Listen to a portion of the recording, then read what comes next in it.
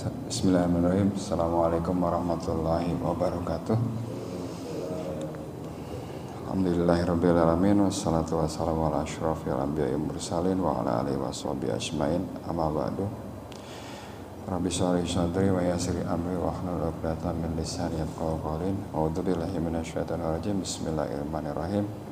Wa'mur ahlaka bis sholati wastabir 'alaiha la nas'aluka rizqa nahnu naz'aruku wal aqibatu littaqwa. Segala puji dan syukur kita panjatkan kehadirat Allah Subhanahu wa taala atas segala nikmat dan karunia-Nya, yaitu nikmat iman, nikmat Islam dan nikmat kesehatan, sehingga kita masih bisa berkumpul di tempat yang mulia ini untuk melaksanakan salah satu kewajiban kita, yaitu sholat subuh berjamaah yang insya Allah kita akan lanjutkan dengan taklim. Tak lupa juga kita ucapkan salawat dan salam kepada junjungan kita Nabi besar Muhammad SAW beserta keluarga dan sahabatnya yang insya Allah sampai pada kita dan pada hari akhir nanti kita dapat syafaat darinya. Amin amin ya rabbal alamin. Tanpa terasa kita sudah masuk bulan Sya'ban, ya. Bentar lagi Ramadan. Di mana bulan kemarin, bulan Rajab itu adalah bulannya pelatihan, ya. Nah, di bulan Sya'ban ini Rasulullah SAW juga memperbanyak ibadah-ibadah seperti saum dan sholat-sholat sunnahnya. Nah, jadi kita tingkatkan dari Rajab ke Sya'ban yang insya Allah nanti kita sampai pada Ramadan. Nah, di Ramadan itu udah kita merasakan apa yang namanya kenikmatan dalam beribadah, gitu ya. Nah, oleh-oleh yang kita dapat dari Rajab itu apa, Pak? Ada yang tahu? Oleh-oleh yang kita peroleh dari Rajab itu adalah perintah sholat, ya. Yang perintah sholat itu terjadi ketika Isra Mi'raj. Kemarin-kemarin tuh udah dibahas mengenai bagaimana Isra Mi'raj itu, bagaimana perintah sholat itu diberikan, ya. Dan juga telah dijelaskan bagaimana sebenarnya sholat itu dapat merubah hidup kita. Nah, yang mau saya sampaikan di sini adalah kewajiban kita mengingatkan sholat kepada keluarga kita, dan sholatlah sebelum rezeki. Nah, jadi gini, coba kita buka di surat Thaha, ya, surat 20 ayat 132, Pak. A'udzubillahi minasyaitonirrajim. Bismillahirrahmanirrahim. Wa'mur ahlaka bis sholati washabir 'alaiha la nas'aluka rizqa nahnu narzukuk wal aqibatu littaqwa. Perintahkanlah keluargamu melaksanakan sholat dan sabarlah dalam mengerjakannya. Kami tidak meminta rizki kepadamu, kamilah yang memberi rizki kepadamu, dan akibat yang baik di akhirat adalah bagi orang-orang yang bertakwa. Artinya apa? Wa'mur ahlaka bis sholati, ya kan? Perintahkan keluargamu melaksanakan sholat. Jadi kalau di rumah kita tuh ada anak, ya, ada istri, ada mantu, ada cucu, kita wajib untuk mengingatkan dia, memerintahkan dia untuk tetap sholat. Kenapa? Karena ini merupakan perintah dari Allah. Lewat ayat ini kita diperintahkan untuk mengingatkan. Dan setelah diingatkan, sabarlah dalam mengerjakannya. Sabar, kita sabar dalam mengingatkannya, gitu. Jadi nggak cuma sekali dua kali. Misalnya ini kayak di rumah nih, anak kita misalnya dibangunin susah, tetap bangunin terus, bangunin 5 menit sekali bangunin terus. Supaya apa? Supaya misalnya subuhnya nggak kelewatan, subuhnya nggak kesiangan, ya. Terus apalagi yang bisa kita dapat dari dari ayat ini, ya. mengingatkan tadi, maksudnya himbaulah keluargamu untuk mendirikan sholat, doronglah mereka untuk sholat, baik yang wajib maupun sunnah. Perintah kepada sesuatu berarti memerintahkan segala sesuatu yang mana suatu yang wajib tidak akan sempurna kecuali dengannya. Artinya apa? Ketika sudah diperintah, lakukan. Kita diperintah oleh Allah untuk ngingetin, kita ingetin. Gitu, ya. Salah kira-kira kita kalau nggak ngingetin, udah tahu begini kita nggak ngingetin. Maka ia juga menjadi perintah mengajari anggota keluarga tentang perkara-perkara yang memperbaiki sholat dan merusaknya, serta yang menyempurnakannya, dan bersabarlah kamu dalam mengerjakannya, yaitu mengerjakan sholat dengan menegakkannya, dengan menyempurnakan batas-batas aturannya, rukun-rukunnya, adab-adabnya, dan unsur khusyuknya. Artinya apa? Seperti yang sudah kita sudah kita pahami kemarin, dijelaskan ya, sunnah-sunnah dalam sholat, rukunnya dan segala macam. Nah itu kita terima ilmu itu, kita tularin ke keluarga kita, bahwasanya ini loh sholat yang sempurna kayak gini nih, ini sholat yang benar seperti ini gitu ya.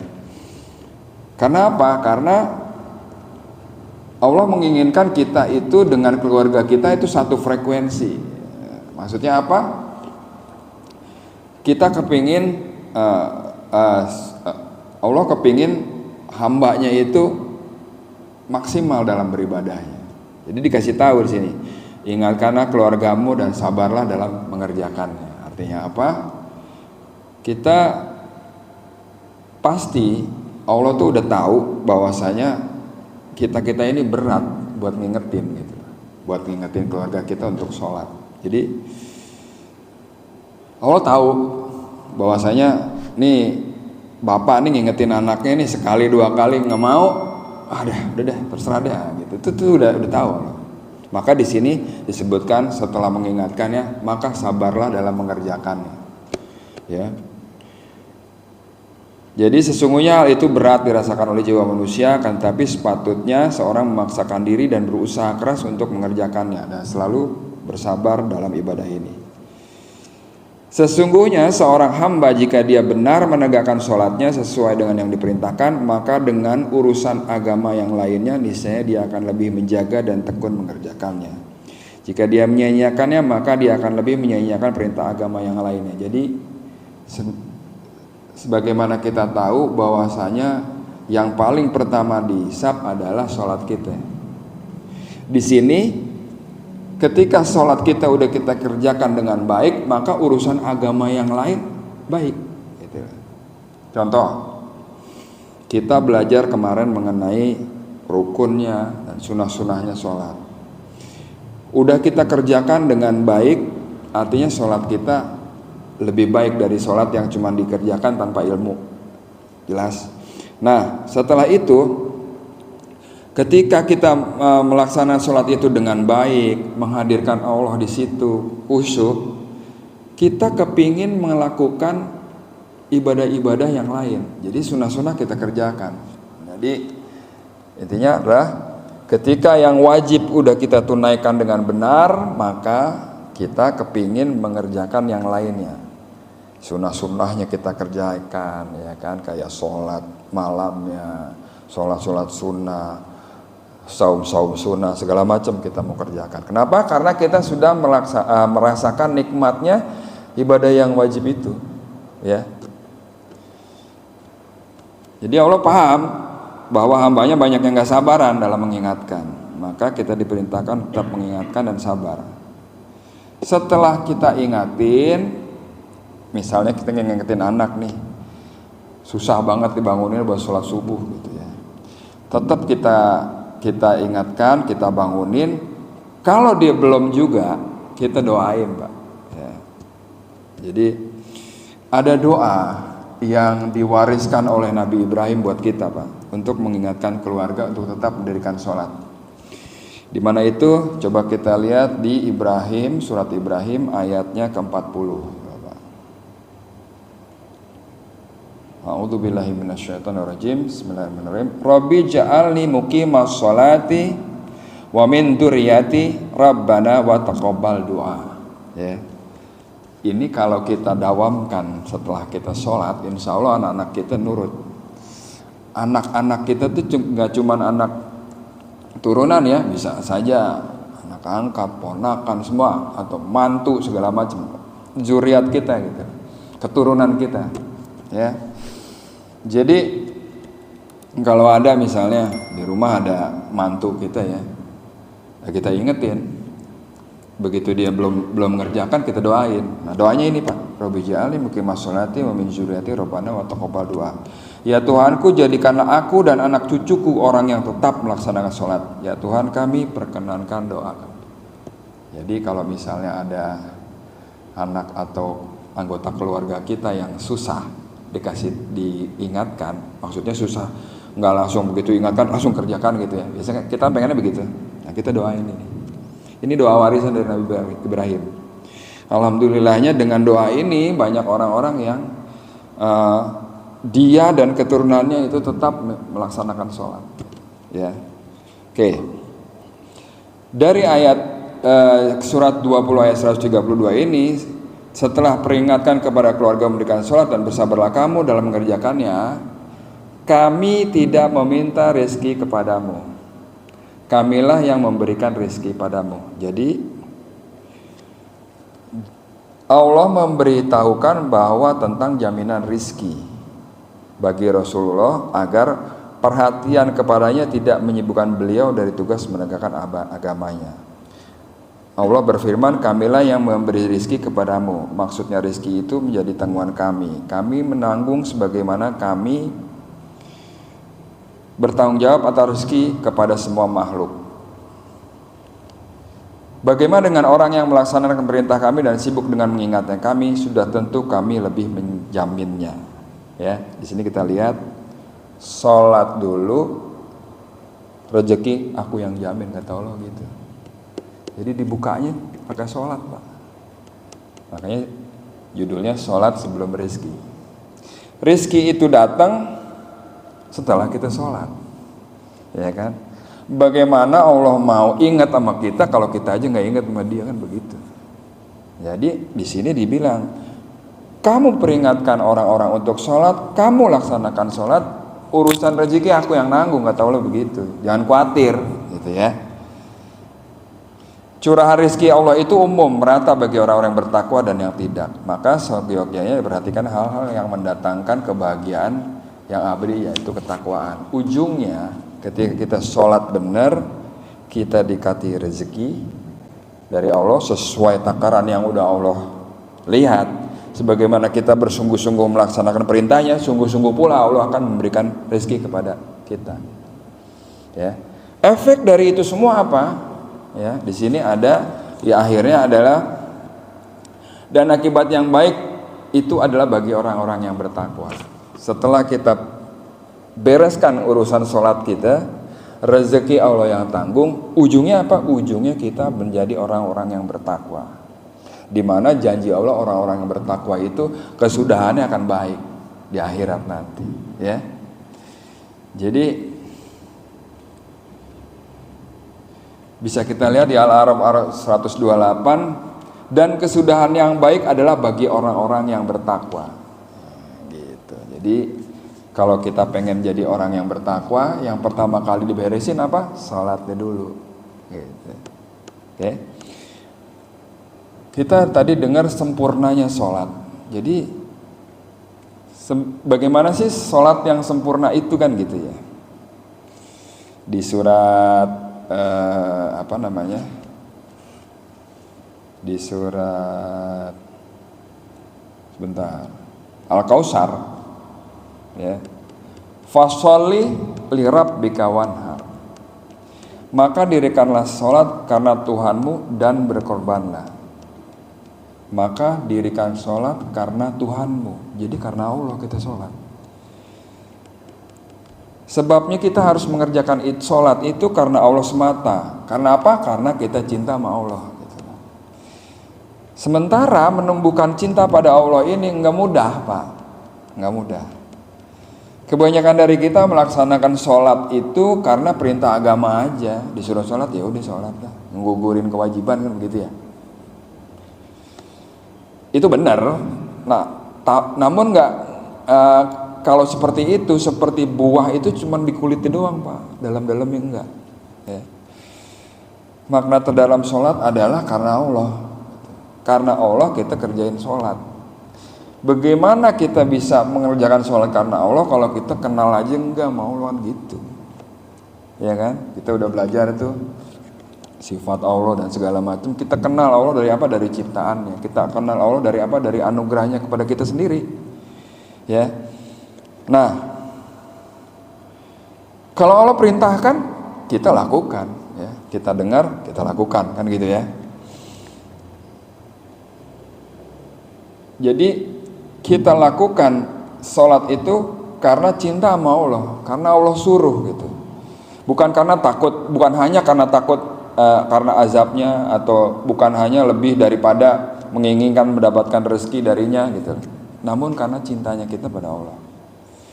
Maka dengan itu kita harus meningkatkan kualitas dari sholat kita.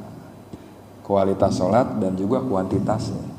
Sholat wajib kerjakan, kuantitasnya kita gedein, ya sunnah-sunnahnya kita kerjain. Tapi di luar daripada itu adalah kualitasnya. Jadi jangan sama kita sama orang-orang yang istilahnya sholat hanya buat sholat aja, gugurin kewajiban doang. Bagaimana kita mau mulai cinta dengannya adalah dengan mengerjakan apa yang diperintahkannya dengan sempurna. Salah satunya mengerjakan sholat dengan sempurna. Kalau kita lihat Al-Maun kan, fawailul lil musallin, maka celakalah bagi orang yang sholat. Alladzina hum an sholatihim sahun. Siapa orang yang celaka itu? Yang sholat karena sholat, karena orang-orang yang lalai dalam sholatnya. Jadi orang-orang yang sholat bisa celaka. Kenapa? Karena dia lalai dalam sholatnya. Nah, jadi tafsir Liyad Dabur Ayati Markas Tadabbur di bawah pimpinan pengawas saya Profesor Dr. Umar bin Abdullah, ya, Allah menyebutkan mereka sebagai orang-orang yang sholat, tapi justru mereka yang merusak sebutan itu dengan kelalaiannya. Mereka dalam mendirikan sholat lalai dengan apa?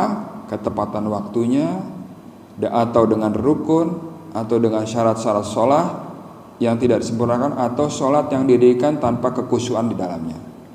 Ayat ini mencakup semua sifat tersebut. Maka barang siapa yang pada dirinya terdapat semua sifat-sifat itu, sungguh dia telah menjatuhkan diri dalam kebinasaan dan kemunafikan yang sempurna.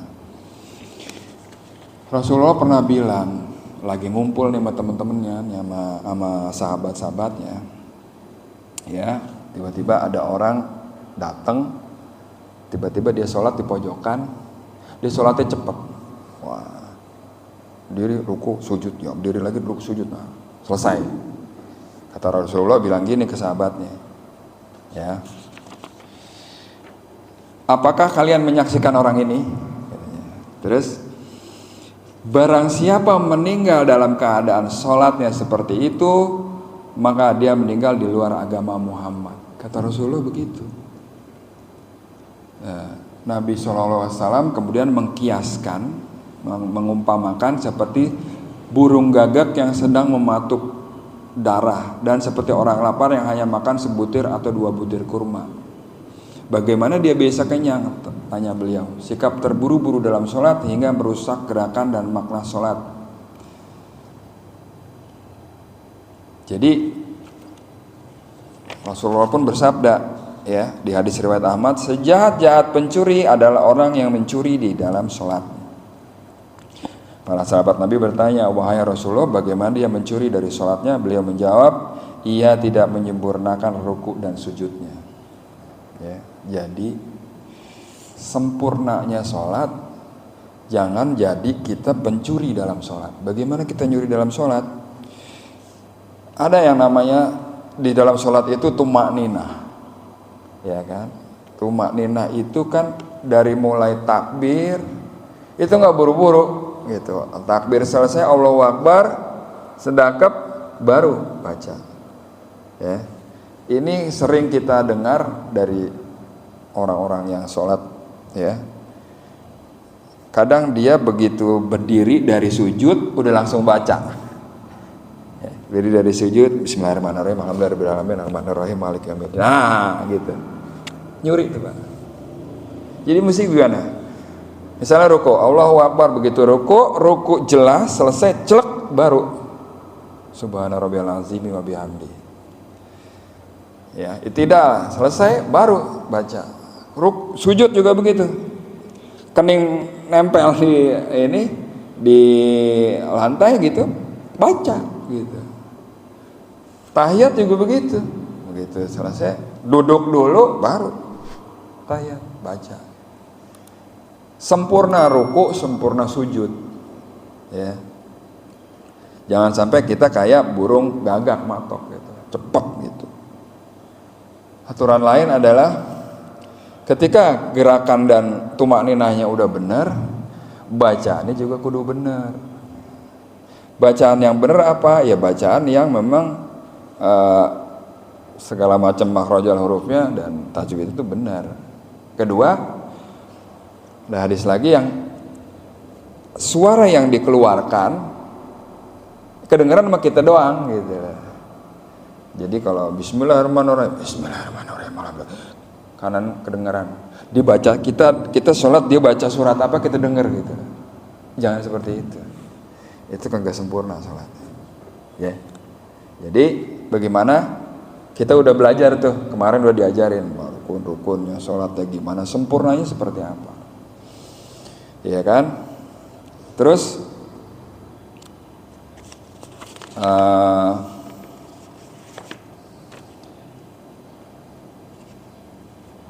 ketahuilah wahai hamba, semoga Allah membimbingmu kepada ketaatan. Sesungguhnya tujuan utama dari perintah sholat adalah keridhaan hati seorang hamba kepada Allah dalam sholatnya. Maka jika seorang mendirikan sholat tanpa menghadirkan hatinya, bagaikan tubuh tanpa ruh. Hal ini disyaratkan oleh firman Allah.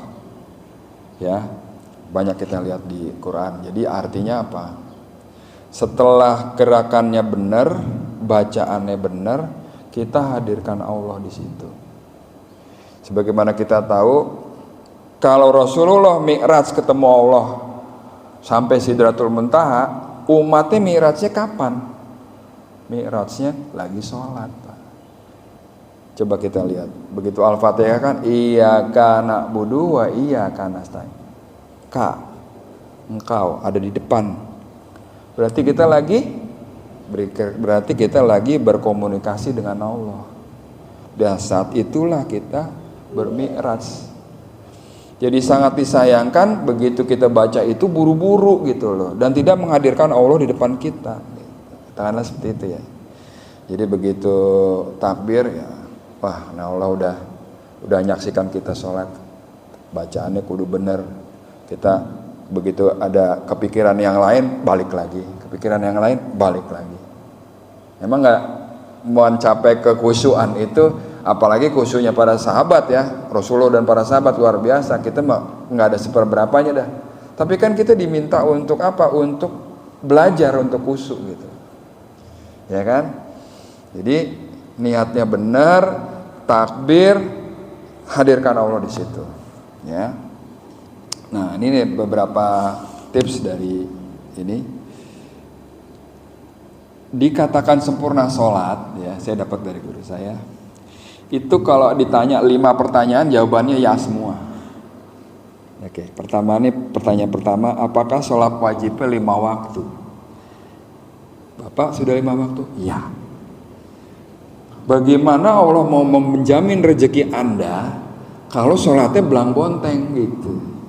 Saya minta, saya sudah perintahkan, dibawa ini perintah oleh Rasulullah, sholat 5 waktu. Anda sholatnya cuma 4 waktu, 3 waktu gitu. Sekarang ada 100 orang diperintahkan sholat 5 waktu, yang sholat 5 waktu cuma 50%. Ya 50% aja yang istilahnya pertama kali diingat oleh Allah kan gitu. Ya kan? Selebihnya ya kita bagaimana kita terhadap Allah kan begitu ya. Benar gak sih? Ya kan? Ya kan? Sholat wajibnya 5 waktu.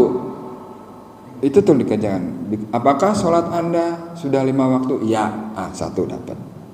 Yang kedua, apakah sholatnya di awal waktu? Ya. Sholatnya di awal waktu. Ada yang iya, ada yang zuhur hampir setengah 3. Ya kan? Kadang-kadang saya masih seperti itu. kadangkala ya, karena memang kesibukan, harusnya tuh nggak begitu ya, harusnya nggak begitu. Setelah saya tahu ini harusnya oke, saya harus perbaiki itu. Jadi sholat di awal waktu. Lalu yang ketiga pertanyaannya, sholatnya jamaah apa enggak? Kan kita tahu hadisnya 27 derajat lebih tinggi, ya kan? Kok kita mau ambil disediakan yang 27, kita ngambil yang satu gitu, sayang ya. Yang keempat, ini yang buat laki-laki nih ya, apakah sholatnya dilakukan di masjid setiap 5 waktu itu? Kalau jawabannya iya, Anda sudah termasuk nih 4 poin, tinggal yang poin yang kelima. Nah yang poin 4 ini, kalau ditanya sholat wajibnya 5 waktu, udah iya. Awal waktu, iya. Kenapa? Karena kita di masjid, ya kan? Berjamaah, iya berjamaah, karena kita di masjid. Terus yang keempat, apakah sholat di masjid? Iya. Coba kita lihat surat 24 ayatnya 36 dan 37. Ya. Suratnya An-Nur, ya. 24, 36, 37. Coba kita lihat. A'udzubillahi minasyaitonirrajim. Bismillahirrahmanirrahim. Fi buyutin adinallahu an turfa'a wa yudhkara fiha ismuh yusabbihu lahu fiha bil ghuduwi wal asal. Cahaya itu di rumah yang di sana telah diperintahkan Allah untuk memuliakan dan menyebut namanya. Masjid ya. Di sana bertasbih, menyucikan namanya pada waktu pagi dan petang. Ayat 27-nya, siapa yang bertasbih mensucikan namanya pada waktu pagi dan petang di rumah Allah tersebut? Rijalun la tulhihim tijaratu wala bai'un an zikrillah wa iqamis sholati wa ita'i zakat yakhafuna yaumat tattaqallabu fihil qulubu wal absar. Siapa? Rijalun, orang yang tidak dilalaikan, laki-laki yang tidak dilalaikan oleh perdagangan dan jual beli dari mengingat Allah, melaksanakan sholat dan menunaikan zakat. Mereka takut kepada hari ketika hati dan penglihatan menjadi guncang, hari kiamat. Jadi di sini di ayat 36, 37 ini dikasih tahu siapa yang mensucikan nama Allah pagi dan petang di rumahnya. Rijalun, laki ya. Jadi tadi 5 waktu, awal waktu berjamaah di masjid. Siapa? Laki-laki nih, utamanya laki-laki. Yang kelima, apakah sholatnya menghadirkan Allah atau khusyuk? Ini yang paling penting, Pak. Jadi kalau kita mau rezeki kita dijamin oleh Allah, maka perbaikilah sholatmu, sempurnakanlah. Terus dari tadi ngomong rizki. Nah kebanyakan dari kita tuh melihat rizki itu hanya harta benda gitu ya. Jadi ada pertanyaan, saya udah menjalankan kelimanya yang tadi ya, udah sholat 5 waktu, awalnya tuh jamaah, sholat di masjid, udah khusyuk nih, tapi hidup masih gini-gini aja gitu kan, ada teh pertanyaannya. Nah menurut Imam Suyuti itu rezeki yang berupa harta benda itu yang paling rendah, Pak ya. Jadi kalau capek udah kita sholat, alangkah ruginya kalaulah yang kita minta hanya harta, karena itu yang paling rendah. Minta dong rezeki yang paling tinggi. Apa rezeki paling tinggi? Sehat, Pak ya. Sehat itu, dengan sehat kita bisa kerja, dengan sehat kita bisa ibadah dengan enak gitu. Itu paling tinggi ya. Kita bisa meningkatkan kualitas dan kuantitas ibadah kita. Masih ada lagi rezeki yang lebih hebat lagi, rezeki yang paling utama yang kita minta. Apa itu? Rezeki yang utama adalah kita, anak istri kita, keluarga kita menjadi soleh dan solehah dan patuh pada perintah Allah. Jadi kalau kita minta rezeki harta, ya itu paling rendah. Yang paling tingginya sehat. Setelah itu ada yang utama lagi apa? Kita patuh pada Allah. Di atasnya ada lagi nggak? Ada. Rezeki yang paling sempurna, yaitu kita minta ridhonya Allah. Jadi kalau kita udah minta ridho Allah, Allah ridho. Apa yang kita minta, mau harta, mau sehat, mau kita dan anak-anak kita jadi taat beragama, itu semua tercapai. Tapi balik lagi, untuk mencapai ridho Allah kita kudu ridho dulu, ya kan? Ridho dalam menjalankan sholat ini, seperti udah pernah dijelaskan Pak Luli, ya kan? Kita ridho dulu sama Allah gitu. Disuruh nih, ya udah kita ridho, ikhlas ngerjainnya, baru Allah ridho. Ya, jadi kalau kita mau rezeki kita dijamin sama Allah, laksanakan sholat dengan sempurna. Perbaikilah sholatmu. Makanya kan ada perbaikilah sholatmu, maka Allah akan menjamin semuanya. Di sini sekarang kita udah belajar bahwasanya perintah sholat itu, ya kan, adalah yang terhebat, yang kalau saya lihat adalah yang terhebat yang dibawa oleh Rasulullah ketika pulang dari Mi'raj. Padahal kan waktu di Mi'raj itu banyak perintahnya, tapi yang paling hebat adalah ini. Seperti kita tahu kemarin dijelaskan adalah sholat itu tiang agama. Jadi kalau kagak ada sholatnya, tiangnya roboh gitu. Kalau misalnya sholatnya belang bentong, tiangnya ada yang kuat, ada yang enggak stabil. Artinya apa? Kalau kita paham bahwa sholat itu tiang agama, dan sholat itu baik, maka urusan agama yang lain pun akan baik. Ya, seperti kita tahu juga bahwasanya amalan kita yang pertama kali dihisap adalah sholat. Sholatnya beres ke sana semuanya kan. Gitu. Kira-kira itu aja yang bisa saya sampaikan. Mudah-mudahan bermanfaat. Lebih kurang saya mohon maaf. Ya, kalau mau ada yang ditambahkan atau ditanyakan, maka silakan, masih ada waktu. Mangga siap. Ya. Ya. Karena ketika sholat itu dosa ditaruh di atas kepala. Betul. Maka ketika rukuk dan sujud, sebaiknya itu akan diperlama. Betul. Karena apa? Berguguran dosa-dosa. Ya. Iya. Betul Pak. Betul. Makanya di sholat kalau kita lihat di tayangan di TV Arab tuh, ya di Mekah, begitu ruku lama Pak, ya kan? Kenapa? Karena tahu dosa berguguran tuh, baru ruku, belum sujud Pak, ya kan? Ya kan? Sebagaimana bacaannya ketika sujud, ya kan? Subhana rabbiyal a'la, yang maha suci Allah, yang paling tinggi, Rabb yang paling tinggi yang kita sembah, ya kan? Kita mau minta tolong sama siapa lagi gitu? Kita menyembah sama ke siapa lagi? Dia doang. Nah kita lagi begitu kita lesapin lah, kan nggak mungkin cuman gitu, nggak mungkin kan. Duduk begitu sujud, cek kening nyentuh, baca subhana rabbiyal a'la wa bihamdi, berhenti dulu. Wah, sambil kita resapin subhana rabbiyal a'la. Yang sempurnanya gitu. Ya, memang benar tuh Pak Luli. Dosa berguguran tuh pas lagi ruku pas sujud. Makanya kalau saya lihat di Anas ini ada yang lama untuk ruku dan sujudnya, ada yang sedang-sedang aja, tapi lebih baik yang agak lama sedikit. Ya kan? Kira-kira ada lagi yang bisa ditambahkan? Enggak? Kita yang bertanyakan? Ya. Ya.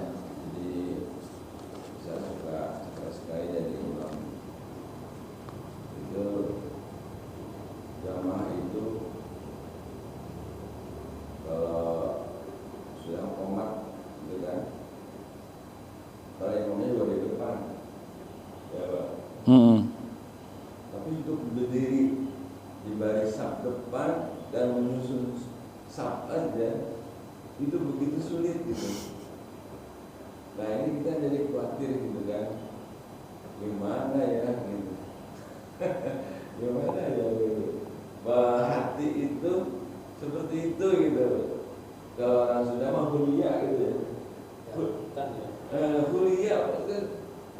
baris aja susah. Bagaimana kita tadi yang Pak Agus sampaikan gitu. Ya. Saf depan itu gitu kan, itu enggak mau. ada yang hanya beri sampai ke saf 2 ada.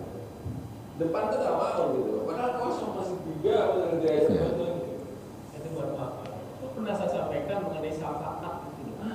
Saf pertama itu syafaat malaikat, dapat syafaat. Apalagi yang paling kanan dapat 2 syafaat. Nah, saya sampaikan gitu. Luar biasa. Jadi tapi ilmu itu apa yang bisa menghalangi itu gitu ya? Untuk tidak belum sampai gitu menurut saya gitu. Ya Allah gitu. Benar-benar. Saya sempat agak emosi tuh waktu Kosong ya. waktu kosong gitu, ya Allah gitu. Bagaimana coba kira-kira ya? Pemahamannya memang harus nyampe ke semuanya. Ya, bahwasanya keutamaan saf terdepan itu banyak. Ya ada syafaat, ada segala macam. Bahkan dulu waktu saya kecil, terus suruh sholatnya di luar nih, udah kebagian menceker doang kan gitu. Ya kebagian buntut itu doang. Nah, paling depan lo kebagian onta gitu. Itu pernah dibilang gitu. Kenapa? Karena utamanya ini. Utama yang di depan ini lebih luar biasa. Tapi gini Pak, ada beberapa orang yang punya keterbatasan. Apa dia gampang beser, apa dia nggak bisa duduk kalau nggak bisa berdiri kalau nggak pegangan, ada yang seperti itu. Tapi itu sedikit.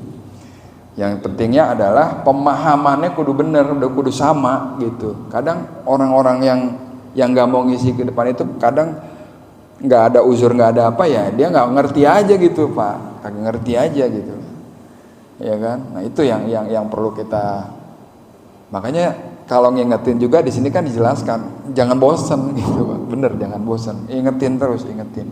Jadi mungkin ditambahin gini, luruskan lurus dan rapatnya saf itu kesempurnaan gitu. Tambahin lagi dapat syafaat dari Allah gini, gitu lah. Kayak mesti digituin tuh Pak, ya kan? Syafaat dari Allah, tambahan ini, malaikat, syafaat dari malaikat dan segala macam. Pokoknya keutamaan sebutin, biar mau nggak dapat kan gitu ya. Kalau jadi mau kan gitu. Sebelum salat mulai Iya, dikasih aja dikit. Bapak kan kalau itu kan gitu ya, lurus dan rapatnya saf adalah kesempurnaan sholat gini-gini. Tambahin Pak, saf terdepan adalah gitu. Iya, kali mesti digituin karena gini kan. Kalau saya lihat kajian-kajian subuh ini, pesertanya itu aja. Sayang seperti itu. Jadi kalau ada orang yang menyampaikan istilahnya ilmu yang bagus, daging semua, ada yang datang, ada yang enggak Pak, gitu.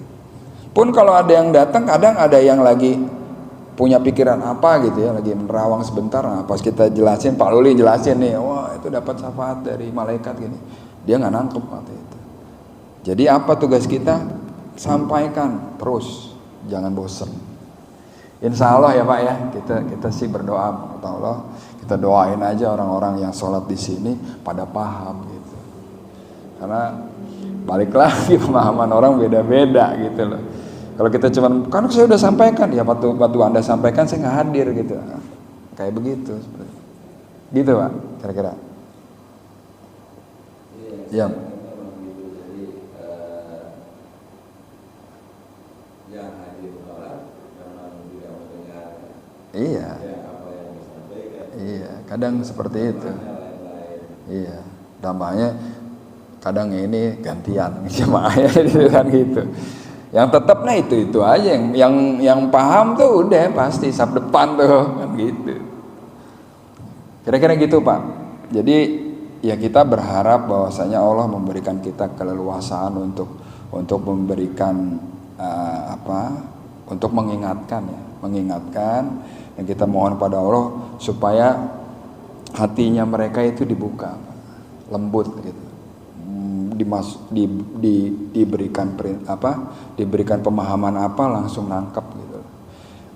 Jadi kadang kita mungkin mesti tambahkan dalam satu doa di dalam sholat kita, ya, yaitu minta dilembutkan hati, Bang. Buat kita, buat orang-orang yang kita sayangin, buat keliling kita.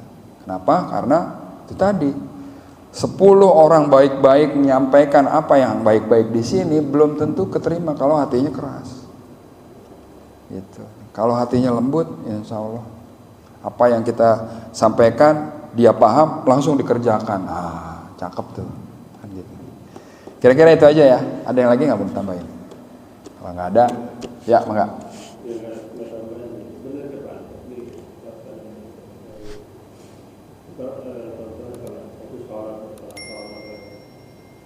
Di sini aja ya, enggak di sini aja.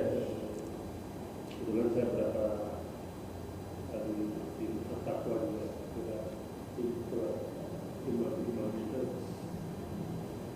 ya apa ya? Padahal sudah di Al-Ma'un itu kan udah jelas tadi kan.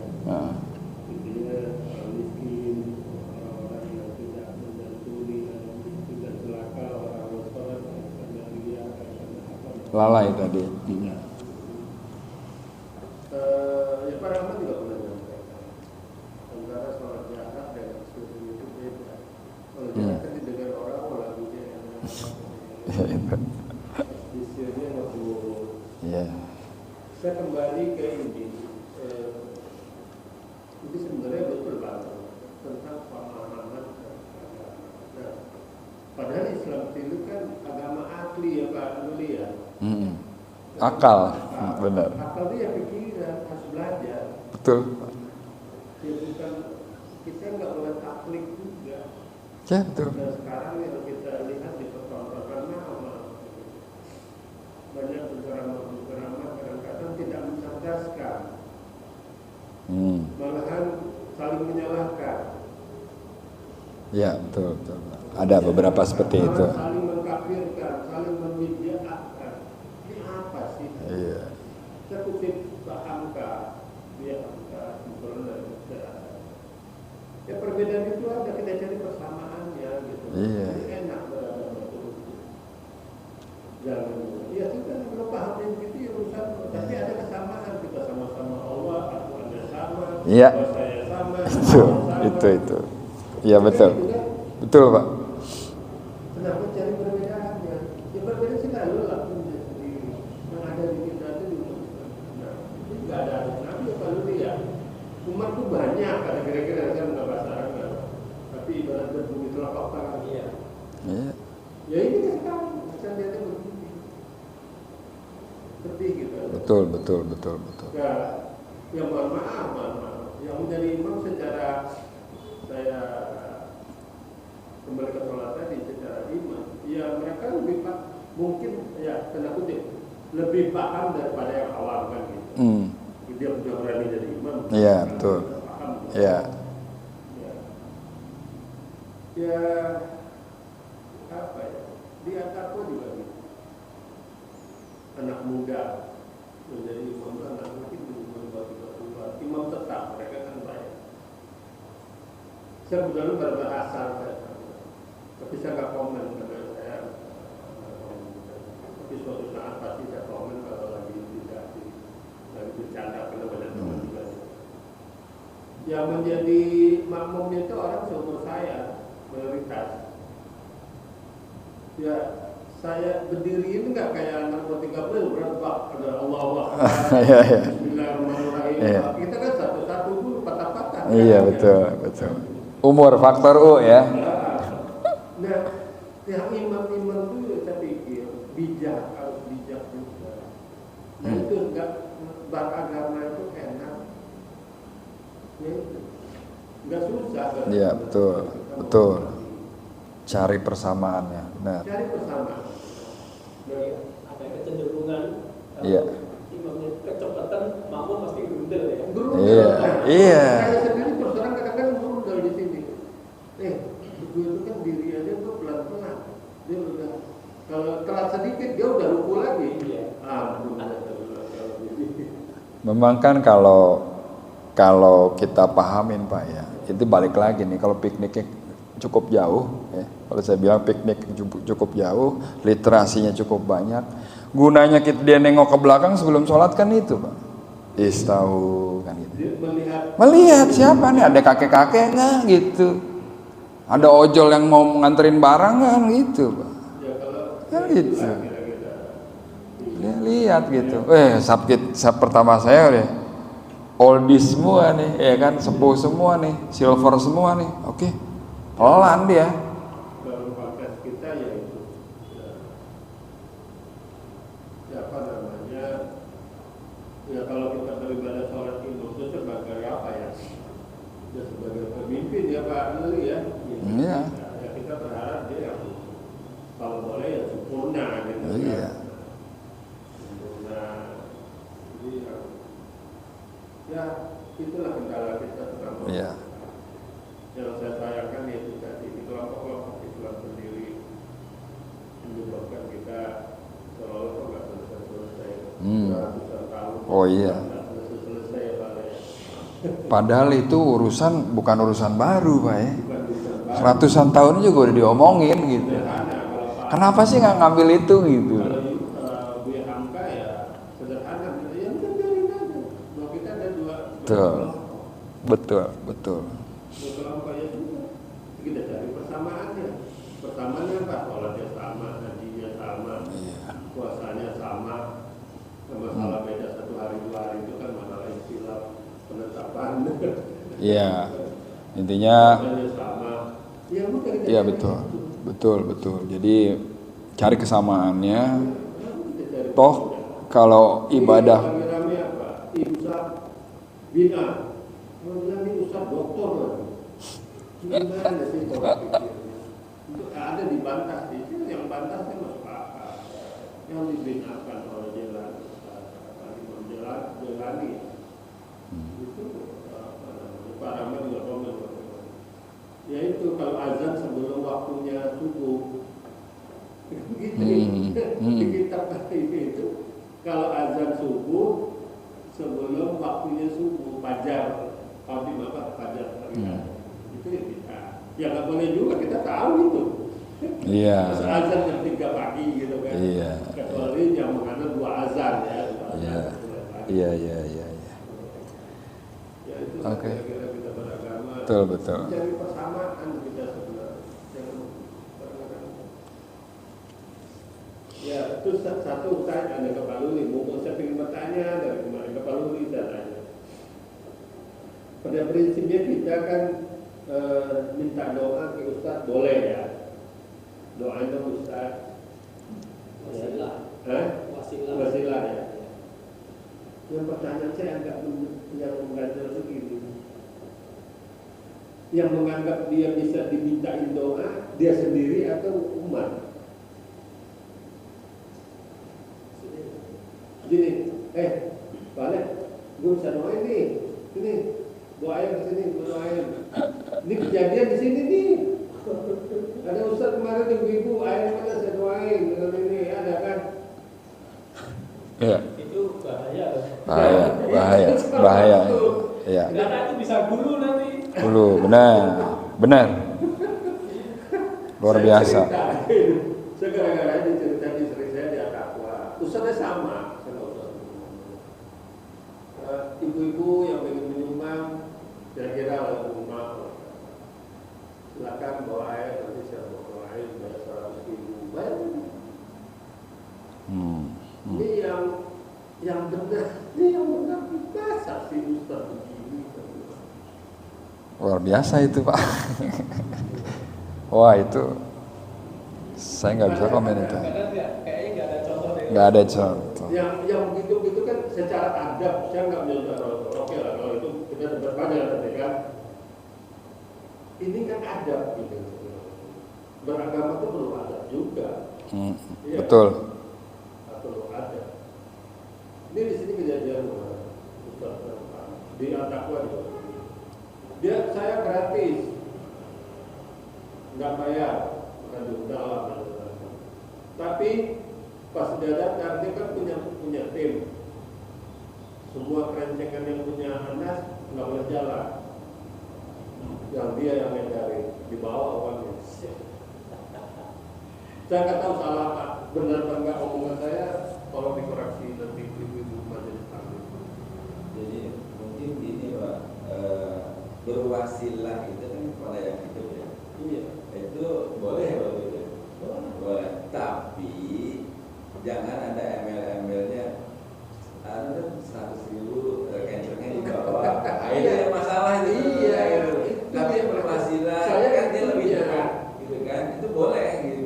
Niatnya dia sebagai ulama, dia lu cari duit atau beragama yang teman-teman bagaimana itu di umat kita tuh banyak ulama-ulama yang saya akhirnya merucut kepada satu kesimpulan, mereka agama paham tapi membodohi umatnya. Iya sambil menyelam. Demi keuntungan dia. Sambil menyelam ngambil 2-3 emas. Buat gampang demi keuntungan. Ini ada sebagai saya nggak semua ustaz yang istiqomah dalam berdakwah, tapi bukan kecenderungan. Ada sebagian lah yang saya anggap itu kecenderungan saya belum dengan konteks hukum, tapi adabnya kayak bilang aduh itu aja sih. Ya. Kondisi kita seperti Itu kayaknya harus ada satu sesi sendiri.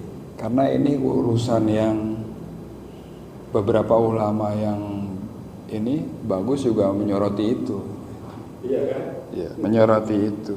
Jadi ada dikaitkan dengan menjual ayat dengan murah dan segala macam gitu. Tapi balik lagi Pak, dua sisi. Dari sisi ustadz atau guru dan dari sisi murid. Makanya perlu yang namanya adab dulu baru ilmu. Nih. Adab kita ke guru bagaimana sih kan gitu ya? Ya kan? Ya nggak? Guru itu nggak boleh ngambil bayaran kan gitu ya Pak? Apa yang aku sampaikan nggak boleh ngambil bayaran. Tapi lu yang diajarin pengertian. Mana ngajarin anak bahasa Inggris boleh bayar sekian juta, begitu bayar guru agama yang itu bakal dibawa lo sampai mati, murah bayarnya, maunya murah, gitu. Itu yang akhirnya menyebabkan guru-guru ini juga berpikiran, wah deh gue bisnisin aja dah, gitu deh, iya kan? Jadi kesimpulan saya dengan cara seperti yang di Akwa ini kejadiannya di majelis Pak Ibu kalian kalau banyak benar nggak ada omongin seperti itu. Kalau istri saya ngomongin kita nyampaikan saja. Ya betul gitu. Jadi dengan doa tadi kedukung pertama itu, kedua uang mencengan apa namanya itu yang punya anak nggak boleh jalan. Jadi ibu-ibu itu nggak diambil semua. Saya hanya berpikir gini, ya itu tadi ada jahil. Jangan gini, ya kalau saya dipanggil yang agak top sulit, kalau saya dikasih 1 juta gitu, ya kayak dia berjudi, jemaahnya ada 100 orang atau 2.000, lumayan nih gitu. 200 orang, kalau satu orangnya 20.000, kemudian itu kira-kira, ini kan Maksudnya udah lain Pak. itu maksud saya ya. Jadi otak mohon maaf mungkin saya salah Allah maafkan saya. Jadi pola pikir itu udah saya kebaca saya. Ini lebih menguntungkan. Kalau kayak gitu Ustaz jangan dibayar. Makanya saya bilang apa ya udah nggak usah diulang lagi ya takwa. Nah, ini tugasnya Pak Luli, Pak Rahmat nih untuk bisa nyampaikan ini. Harus hati-hati banget nih Pak, bener. Ini masalah serius. Ya, saya udah ngeliat juga kayak gitu-gitu. Dan itu kok nggak sama ya sama yang kita pelajari dari guru-guru terdahulu ya. Kok kayak gini sih sekarang gitu loh. Dibikin kayak gini gitu. Fenomenanya luar biasa.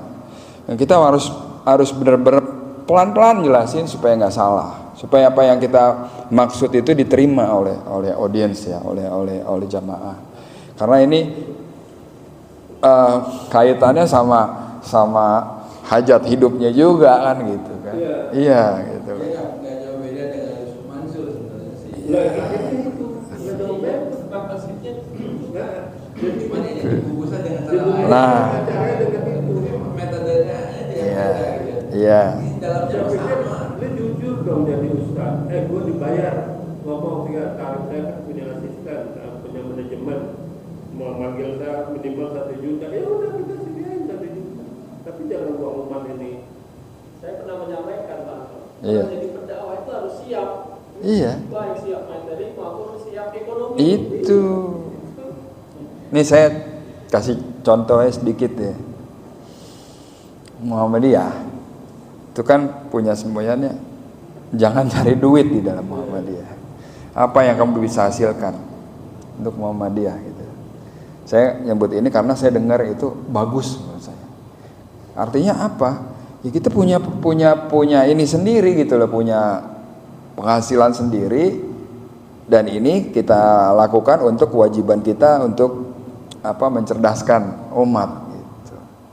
Terus saya lihat, oh bagus nih, ini mesti dipahamin gitu. Jangan cari makan dari sini gitu loh. Nah, kalau itu contohnya ada di kampung saya sendiri di sebelah rumah saya. Ada rumah saya dulu punya termasuk keluarga saya lah yang mendirikan sekolah itu. Sekarang kita serahkan ke Muhammadiyah. Ya kita kan sering zoom, semalam tuh zoom dengan MTS Muhammadiyah Maliki, Maliki itu kampung. Ya benar. Jadi tidak seperti ada Muhammadiyah kan besar nih, Besar. 1.000 triliun lebih. Tapi dia tidak menyumbang kayak unit-unit yang terkecil cabang. Di saya itu malah cabang. Nggak ada dropping dari pusat, nggak ada. Enggak, cari sendiri. Dari sendiri. Di kampung saya kayak gitu. Ya kita yang ada di rantau, ya patungan. Itulah dia Ya, Pak. per bulan ada yang berapa, De- 2 juta. betul, Ya, betul. gitu aja. Iya. Makanya kemarin di medsos itu dana hibah dari Jawa Barat ke Heeh. NU sekian, Persis sekian, Muhammadiyah 0. Ya, luar biasa ya. Kenapa ya itu Pak? Jadi lihat itu yang ini kemarin. Dia cari sendiri. Jadi, Supaya murni Pak, yang disampaikan ya nggak ada itu, nggak ada bau-bau begitu. Nggak mau dikasih Pak, 0 Pak. NU 1,7, Persis 500 juta. Terus apa Pramuka itu berapa itu? Saya itu aja disampaikan ya, lebih kurangnya saya mohon maaf ya. Ya, mudah-mudahan kita termasuk orang-orang yang sholatnya benar ya, terus diberikan kenikmatan dalam beribadah. Amin amin amin amin. Itu kita tutup dengan doa kafaratul majlis. Subhanakallahumma wa bihamdika astaghfiruka wa atubu ilaik. Wabillahi taufiq wal hidayah. Wassalamualaikum warahmatullahi wabarakatuh.